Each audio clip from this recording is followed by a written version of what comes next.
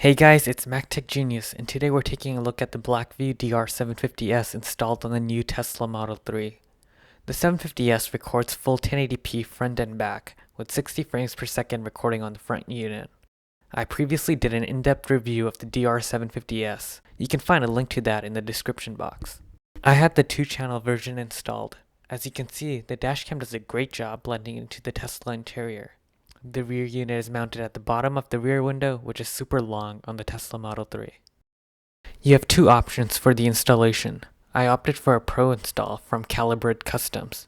They did my Model X install over a year ago and have experience with over 600 Teslas. They use the car's 12-volt battery as a source of constant power, so the dashcam records 24/7, and did a superb job wiring everything up to provide that OEM finish. I'll have their info in the description below. They are a mobile installer that services Southern California, but frequently travel to other parts of the country for installs.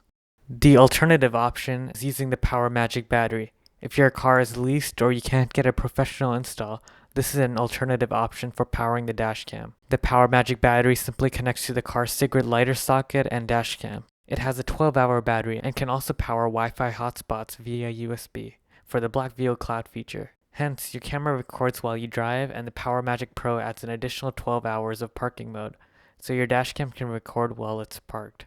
It is somewhat large, but easily fits into the massive Model 3 center console.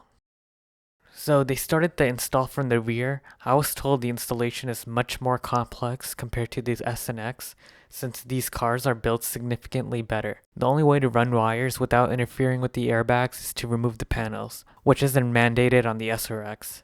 They did a great job running the wires without introducing any rattles or squeaks. They ran the wires into the door seals to the front of the car. Again, the housing behind the rear view mirror was completely different in design compared to the S and X, so removing it and running the wires was a bit more complicated. Finding a constant 12-volt power source was the most difficult part of the install. We tried to find a constant power source in the cabin, from the hazard light buttons to the connectors in the driver and passenger footwell, but the ones we found were only 9 volts, or if they were 12 volts, they would cut off power when the car went to sleep, which occurs after it clicks.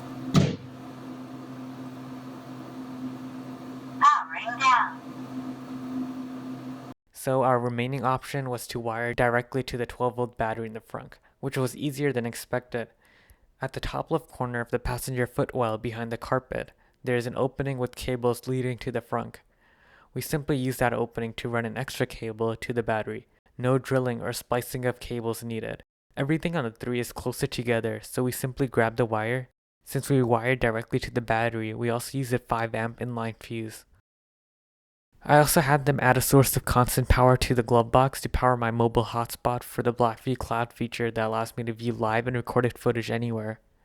And here's the finished product. As you can see, everything is super clean and works perfectly.